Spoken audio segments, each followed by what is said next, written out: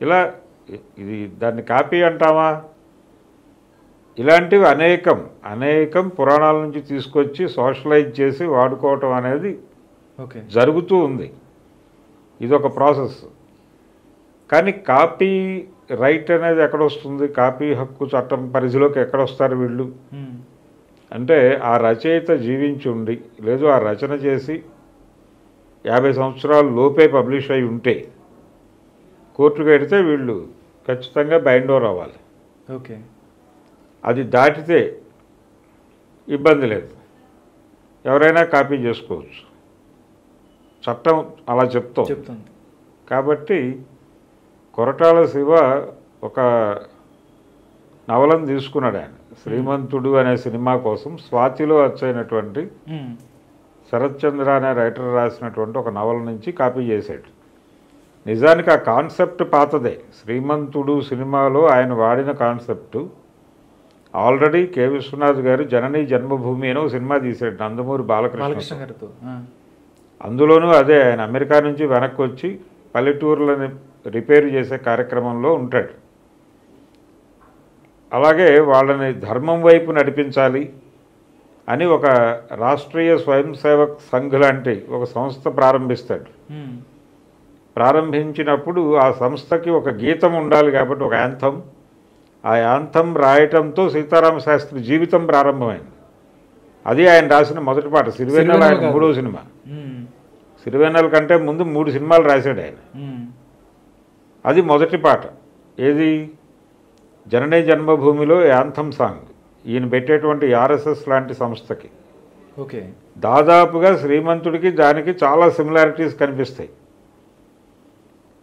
ఇదే పద్ధతిలో అదే టైంలో నవతా కృష్ణరాజు గారు తీసిన జడగంటల్లో కూడా హీరో అక్కడి నుంచి వస్తాడు.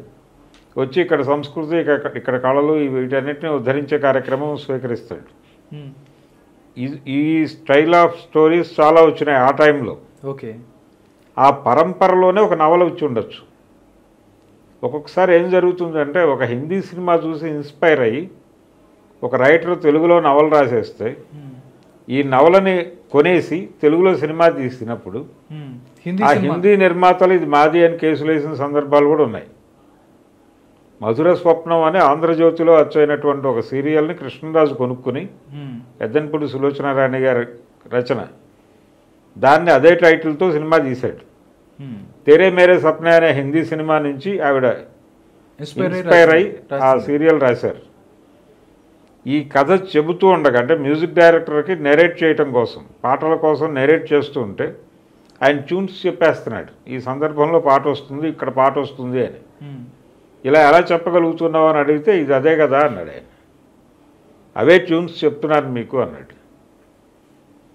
ఇలాంటి సందర్భాలు అనేకం ఉంటాయి.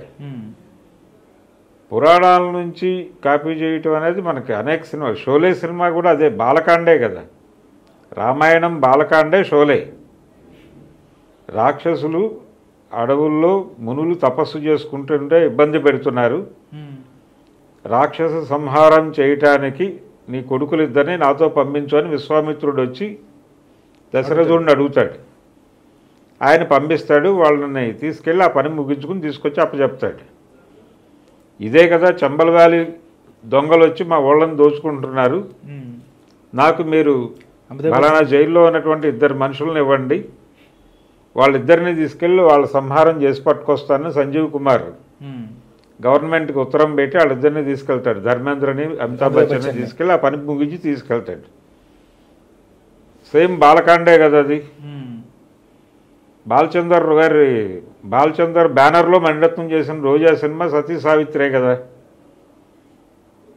అక్కడ యమధర్మరాజు ప్లేస్లో ఇక్కడ టెర్రరిస్టులు ఉంటారు, భర్తను తీసుకెళ్తారు, ఆవిడ పోరాడి భర్తను వెనక్కి తెచ్చుకుంటుంది. ఇదే కదా. ఓకే, ఇలా కొన్ని ప్రతి సినిమాకి ఒక ఆలంబన ఉంటుంది. బాహుబలి సినిమా ఎక్కడి నుంచి కాపీ కొట్టాడో అందరూ చాలాసార్లు మాట్లాడుకున్న వ్యవహారమే. జయసింహ అనే ఎన్టీ రామారావు గారి, అంటే ఆయన బ్యానర్లో వచ్చిన 3వ సినిమా అది. ఎన్ఏటీలో వచ్చిన 3వ సినిమా. ఆ సినిమా సెన్సేషనల్ హిట్ అప్పట్లో. అదే సినిమా కథ తీసుకుని ఇప్పుడు ఎవరు చూసినా అర్థమవుతుంది అది బాహుబలి అని. యూట్యూబ్లో ఉంది అది అవైలబుల్గానే. అలాగే ఆయన చేసినటువంటి బజరంగి భాయిజాన్, అది నల్లగుర్రపు నాడ అనేటువంటి ఒక నవలను యథాతథంగా కాపీ కొట్టాడు ఆయన. దాన్ని మనం పసిపెట్టి ప్రాణం అని చేశారు మనోళ్ళు. పసిపెట్టి అది కూడా పెట్టాడు. ఇప్పుడు అతడు అనే సినిమా ఉంది త్రివిక్రమ్ శ్రీనివాస్ది, పార్దు ఎద్దనపూడి సులోచన రాణి పార్దు నవలని ఇంకొక ఇంగ్లీష్ సినిమాతో కలిపి రెండు మిక్స్ చేసి చేసింది గురూజీ. ఇలా అనేక సినిమాలు ఒకే ఇంగ్లీష్ నవలని ఇద్దరు కాపీ కొట్టి 2 సినిమాలు ఒకేసారి రిలీజ్ అయ్యి కొట్టుకున్న సందర్భాలు కూడా ఉన్నాయి. అందుకని కొరటాల శివ అంటే దేవర సినిమాని ఏమన్నా కాపీ చేస్తా అనుకోవచ్చు, అంటే అట్లాగా ఏదైనా కావచ్చు. ఇప్పుడు అది రిలీజ్ అయింది, ఎంతమంది ఉన్నారు. ఇప్పుడు కొరటాల శివ ఎపిసోడ్కి వస్తే ఇది ఈ రోజున మొదలైన కథ కాదు. ఆ శ్రీమంతుడు రిలీజ్ అయినప్పుడే ఆయన కోర్టుకు వెళ్ళాడు. కోర్టు రచయితల సంఘాన్ని అడిగింది నివేదిక. వీళ్ళు నివేదిక చాలా పద్ధతిగా ఇచ్చారు, సిమిలారిటీస్ ఉన్నాయి అనే ఇచ్చారు. ఈ నివేదిక ఆధారంగానే ఇక్కడ కోర్టు జడ్జిమెంట్ వచ్చింది. దీని మీద అప్పీల్కి వెళ్ళాడు ఆయన. ఈ అప్పీల్లో పై కోర్టు కింది కోర్టు నిర్ణయాన్ని ఆమోదిస్తూ ఈ పిటిషన్ని తోసిపుచ్చింది. అది జరిగింది. కాబట్టి ఇతను యాక్సెప్ట్ చేసి తీరాలి. అంచెనిష్ఠూరం కంటే ఆదినిష్ఠూరం బెటర్ అని, చివరిలో తిట్టించుకోవడం కంటే మొదటే తిట్టించుకోవడం మంచిది. కాబట్టి ఆ రోజునే కొరటాల శివ అతన్ని పిలిచి, ఎక్కడ కింది కోర్టులో జడ్జిమెంట్ వచ్చిన రోజే పిలిచి సారీ చెప్పేసి అతనికి ఇవ్వాల్సిన పారితోషికం ఇచ్చున్నా బాగానే ఉండేది. లేదు అసలు కథ అంటే స్టోరీ డిపార్ట్మెంట్లో హాలీవుడ్లో దాదాపు 60-70 మంది పేర్లు ఉంటాయి, ఎవరి కంట్రిబ్యూషన్ ఏమిటి అని. అట్లా అతన్ని అక్నాలెడ్జ్ చేసినా బాగుండేది. ఆ రోజునే ఆయన ఎప్పుడైతే క్లైమ్ చేశాడో ఆ రోజునే పిలిచి గౌరవప్రదంగా సెటిల్ చేసుకుంటే అయిపోయేది. అది ఒక టైటిల్ కార్డు ఇచ్చి, ఇప్పుడు అ అనే సినిమా ఉంది, అది మీనా నవలనే తీశాడు ఆయన. మొదట చెప్పలేదు, జనాలు అడిగిన తర్వాత చెప్పాడు.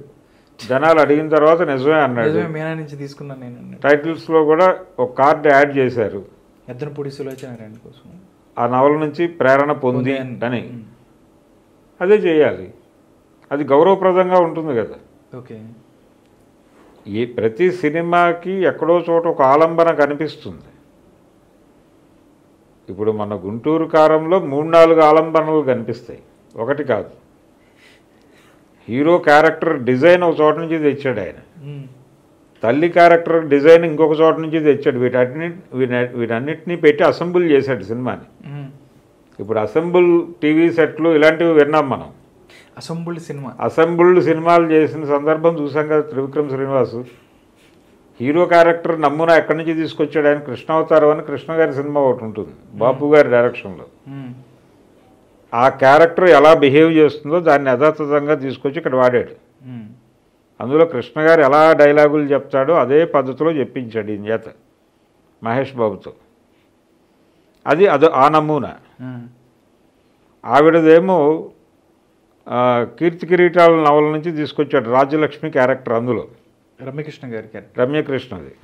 ఇలా ఒక్కొక్కటి ఒక్కొక్క చోట నుంచి పట్టుకొచ్చి అసెంబ్లీ చేశారు అక్కడ.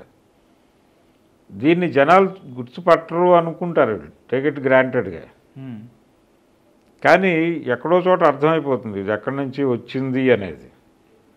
అర్థమైపోయినప్పుడు ఈ విమర్శలు వస్తాయి. కొరటాల శివ విషయంలో ఆయన ఆ రోజే అతనితో గౌరవప్రదంగా ఒప్పందం చేసుకుంటే అయిపోయేది, ఇప్పటిదాకా తీసుకొచ్చాడు.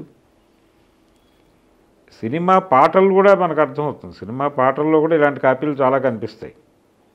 ఇప్పుడు కెమెరామెన్ గంగతో రాంబాబు అని ఒక సినిమా ఉంది పవన్ కళ్యాణ్ది.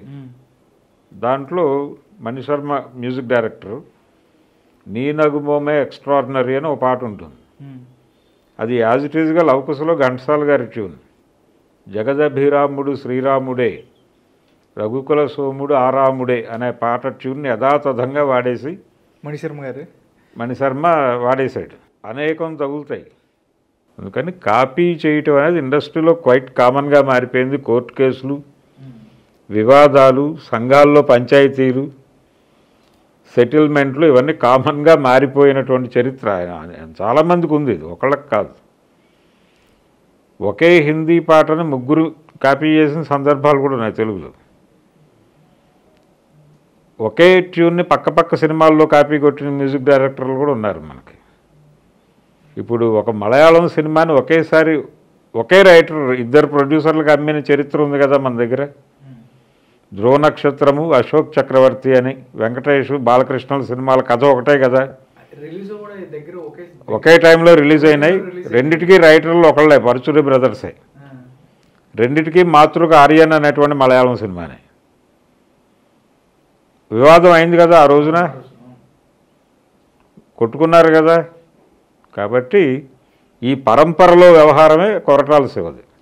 దాని గురించి అప్పుడే ఆయన ఏదో ఒక సెటిల్మెంట్ లేకపోతే మాట్లాడుకున్నట్టయితే సరిపోయేది. గౌరవప్రదంగా అతనికి క్రెడిట్ ఇచ్చేసి ఎంతో కొంత గౌరవప్రదంగా కొంత అమౌంట్ ఇచ్చేసి ఉంటే సరిపోయేది.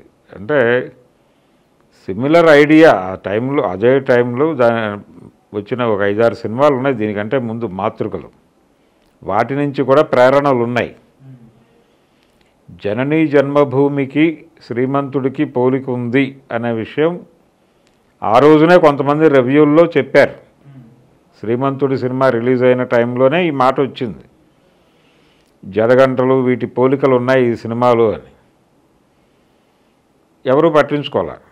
ఇతని విమర్శ కూడా అప్పుడే మొదలైంది. శరత్చంద్ర కూడా నా అభిప్రాయం ఇది అని. ఇది జరుగుతుంది, ఇది ఒక పరిణామ క్రమం అంతే.